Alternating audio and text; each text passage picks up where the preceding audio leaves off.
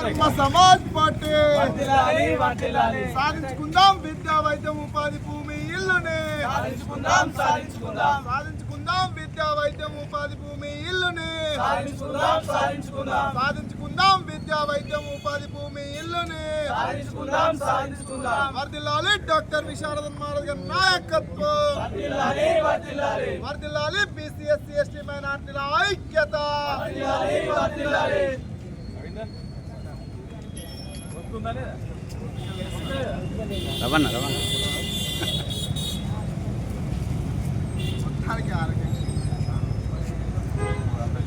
మాకు కావాల్సింది ఈ తెలంగాణ రాష్ట్ర ప్రభుత్వం మాకు కావాల్సింది 5 గ్యారెంటీలు అమలు చేయాలి సార్. మాకు కావాల్సింది 6 గ్యారెంటీలు కాదు, తెలంగాణ ప్రజలకి కావాల్సిన 5 అంశాలు 5 గ్యారెంటీలు కావాలని చెప్పి ఈరోజు భూపాలపల్లి కేంద్రంలో ఆమరణ నిరాహార దీక్ష ఈరోజు 3 రోజులు చేరుకోవడం సార్. ఎందుకంటే ప్రజలకు నాణ్యమైన విద్య కావాలి సార్. ఈరోజు విద్య అనేది ఈరోజు ఈ తెలంగాణ రాష్ట్ర గవర్నమెంట్ వచ్చిన తర్వాత 2 లక్షల మంది విద్యార్థులు విద్యకు దూరమైన సార్. ఈరోజు అంటే దాదాపుగా మేము నెల రోజుల నుంచి రిప్రజెంటేషన్ లెటర్ ఇస్తున్నాం సార్. దాదాపుగా ఎంఆర్ఓలకి జిల్లా కలెక్టరేట్లో కూడా విజ్ఞాపన పత్రాలు ఇచ్చాం, రిప్రజెంటేషన్ లెటర్ ఇచ్చాం సార్. అయినా కూడా ఈ ప్రభుత్వం వీటి మీద స్పందించని పక్షంలోనే ఈరోజు మేము ఆమరణ నిరాహార దీక్షకు ఈరోజు సిద్ధపడ్డాం సార్. ఎందుకంటే ప్రజలకు కావాల్సిన వైద్యం కానీ ఉపాధి కానీ కనీసం ఒక నాణ్యమైన వైద్యం అందే పరిస్థితి లేదు. ఈరోజు ప్రజలకు కావాల్సిన నాణ్యమైన వైద్యం ఏదైనా ప్రైవేట్ హాస్పిటల్ పోవాలంటే లక్షల ఫీజులు అవుతున్నాయి సార్.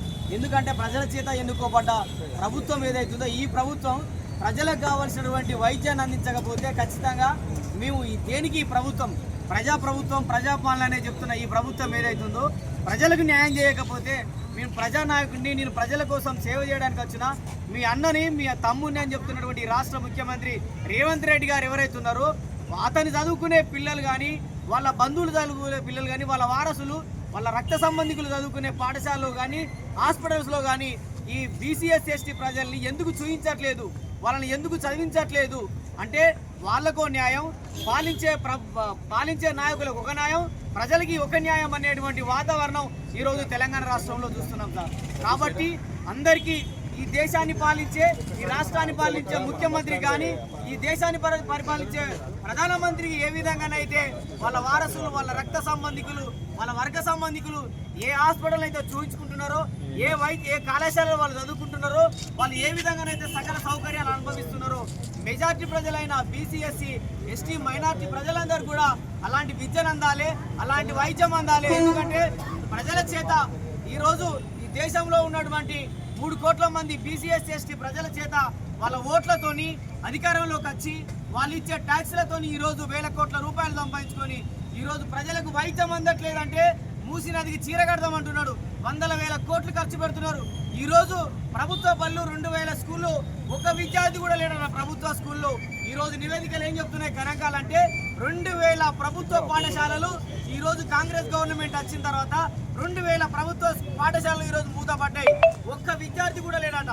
ప్రభుత్వాలు నడిపించే ఈ ప్రభుత్వ యంత్రాంగం కానీ ఎవరైతే ఉన్నారో, ఈ ముఖ్యమంత్రి ఎవరైతే ఉన్నారో తన ప్రభుత్వ పాఠశాల 2,000 పాఠశాలలు మూతపడ్డాయి అంటే తన యొక్క అసమర్థ పాలనకి ఇది నిదర్శనం.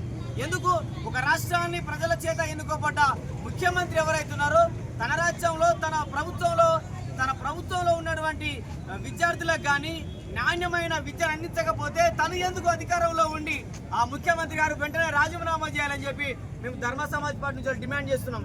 ఈ రాష్ట్రంలో 3,900 స్కూల్స్ ఉన్నాయి, private government social welfare hostels ఉన్నాయి. ఏ హాస్టల్లో చూసుకున్నా సరైన పోషకాహారం అందట్లేదు, విద్యార్థులకి మంచి పౌష్టికాహారం అందట్లేదు, మంచి భోజనం లేదు, మంచి నీళ్ళ సౌకర్యం లేదు.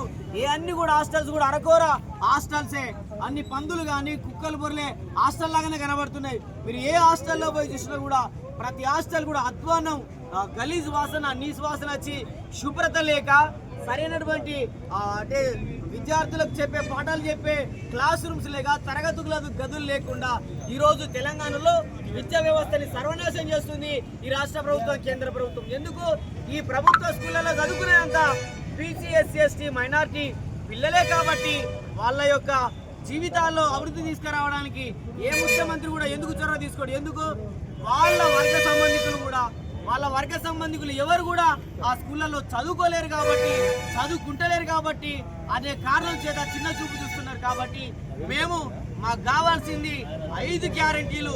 ఈ 5 గ్యారెంటీలు అమలు చేస్తే ఈరోజు ఈ రాష్ట్రం సుభిక్షంగా ఉంటుంది. నువ్వు చేసేది మూసినది చీరగట్టుడు కాదు, ఇంకేదో పథకానికి 100,000 కోట్లు పెట్టడం కాదు. మీరు విద్యకు కేటాయించండి, వైద్యానికి కేటాయించండి, ఉపాధి. ఈరోజు లక్షల మంది నిరుద్యోగులు ఉద్యోగాలు లేక రోడ్ల మీద తిరుగుతున్నారు. పీజీలు పిహెచ్డీలు చేసిన విద్యార్థి కూడా మేస్త్రి పనికి పోతున్నాడు, కూలి పనికి పోతున్నాడు, పెయింటింగ్ పనికి పోతున్నాడు.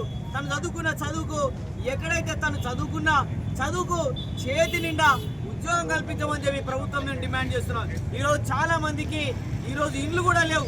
చాలా మంది అర్బనైజ్ ఏరియాలో చీరలు కట్టుకొని పరదల చాట్ల చాలా మంది బతుకుతున్నారు.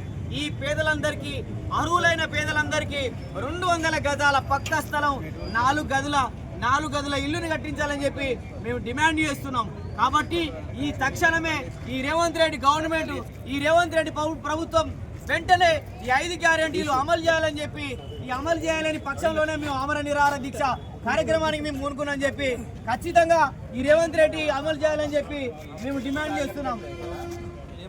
వర్ధిల్లాలి ధర్మ సమాజ్ పార్టీ, వర్ధిల్లాలి వర్ధిల్లాలి వర్ధిల్లాలి ధర్మ సమాజ్ పార్టీ, వర్ధిల్లాలి వర్ధిల్లాలి నశించాలి పోలీసుల దౌర్జన్యం, నశించాలి నశించాలి నశించాలి పోలీసుల దౌర్జన్యం, నశించాలి వర్ధిల్లాలి బీసీ ఎస్సీ మహిళల ఐక్యత, వర్ధిల్లాలి వర్ధిల్లాలి అమలు చేయాలి విద్యా వైద్య బిల్లు, వెంటనే అమలు చేయాలి అమలు చేయాలి అమలు చేయాలి విద్యా వైద్య బిల్లు, ఉపాధి భూమిని వెంటనే అమలు చేయాలి అమలు చేయాలి. హరీష్ వర్ధిల్లాలి ధర్మ సమాజ్ పార్టీ, వర్ధిల్లాలి వర్ధిల్లాలి.